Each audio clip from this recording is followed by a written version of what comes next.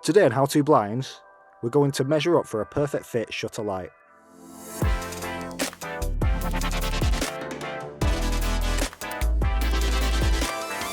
We're going to measure the window from bead to bead, so we're going to check our window is suitable for the perfect fit shutter light. First, it is vital that the window has a curved bead to ensure the brackets can be installed. A square bead will not be suitable.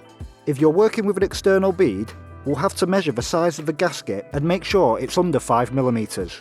If it measures under 5mm, you can continue measuring the window, ensuring you measure from bead to bead and not from the edge of the gasket.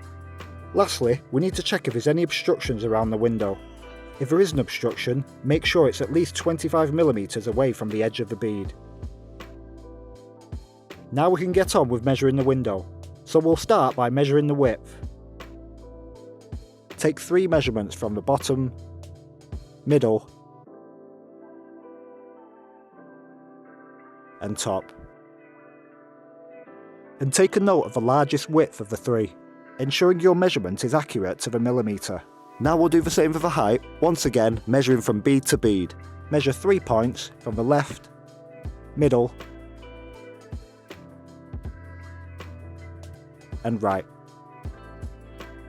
And take a note of the largest measurement of the 3. Now we'll have to measure the bead depth. This will determine what size bracket we require. Using a credit card as a guide, take a note of the measurement from the glass to the edge of the card.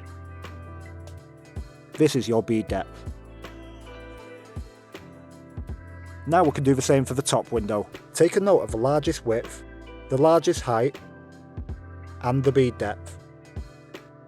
As this window has a handle, we'll have to measure its location for our rebate.